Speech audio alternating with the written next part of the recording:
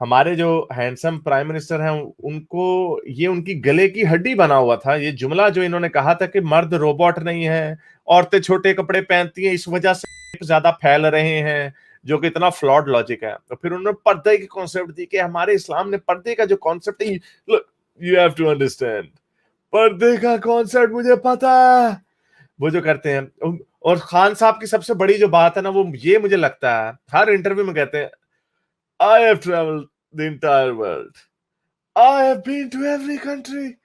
यानी दुनिया का और कोई बंदा किसी ने ट्रैवल किया ही नहीं आज तक। खान साहिब।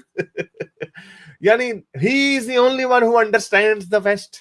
अच्छा, तो खान साहब जो हमेशा ये भोंगी मार देते हैं और कहते हैं पूरी दुनिया को ऑब्जर्व करने के बाद मेरा ये कंक्लूजन आया है कि विमेन पाकिस्तान में सबसे ज्यादा लोग रिस्पेक्ट करते हैं विमेन की।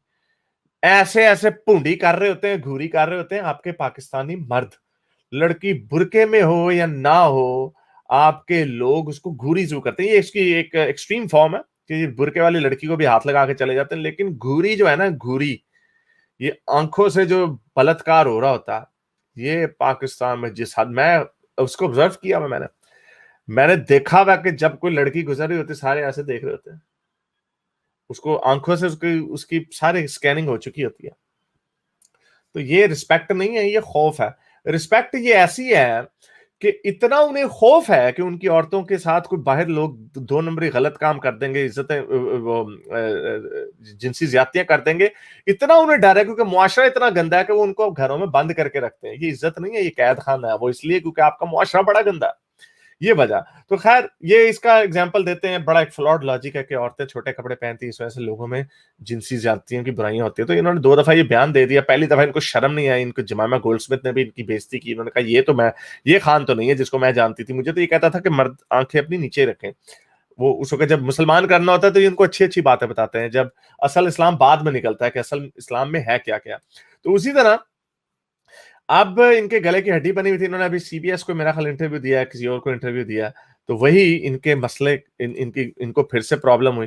तो अब उन्होंने फिर से सवाल पूछा कि ये आपने क्या भोंगी मारी हुई है, क्या वाकई ही ये दूसरी दफा एचबीओ में पूछा गया था यही सवाल, तो दूसरी दफा ये कायम रहे कि नहीं नहीं मर्द रोबोट नहीं हो सकता, पर्दा है इसीलिए पर्दे की है ताकि तजस्सुस खत्म हो। अब इन्होंने उसको क्लैरिफाई किया, और क्लैरिफाई क्या किया सुनिए।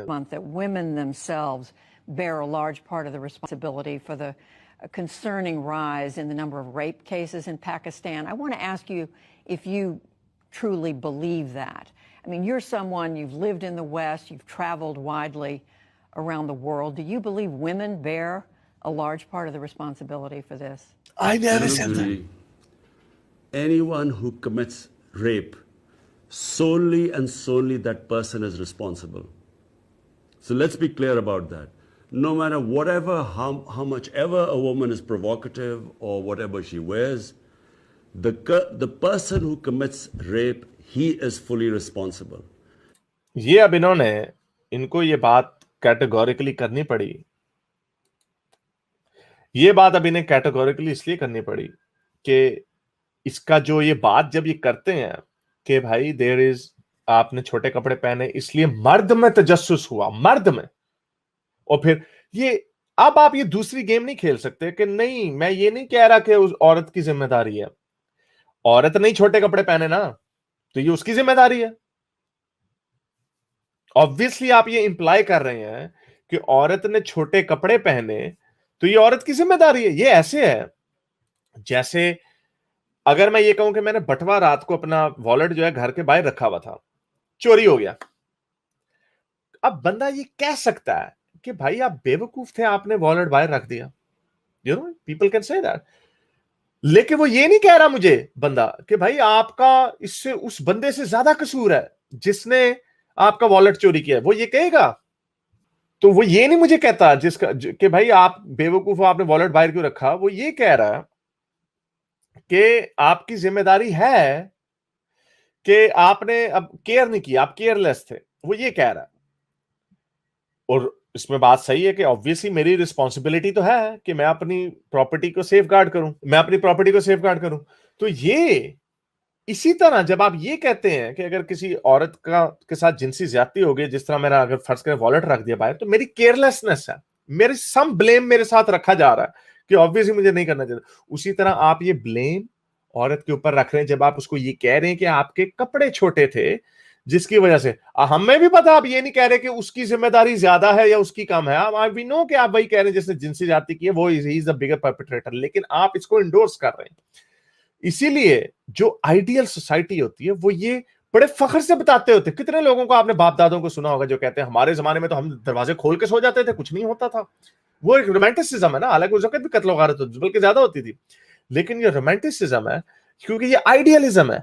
आप एक ऐसी सोसाइटी क्रिएट करना चाहते हैं जहां पे लोग नंगे भी फिर रहे हो तो कोई उसको घूरी ना करे, दैट इज आइडियलिज्म।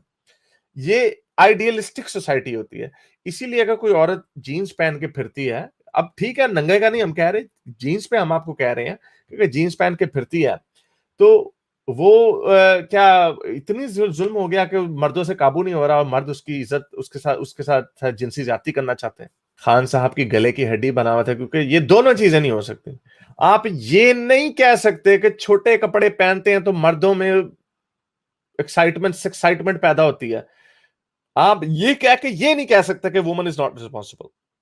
जब आप ये कहते हैं तो तब आप यही कह रहे हैं, तो बाद में इन्होंने गप्पे छलांगे मारने की कोशिश की, बट इट्स नॉट, दोनों जगह नहीं होगा ये। मेरे इस नेक काम को जारी रखने के लिए मुझे पेपैल या पेट्रियन पे जरूर सपोर्ट कीजिए ताकि मैं अपना पैगाम ज्यादा से ज्यादा लोगों तक पहुंचा सकूं।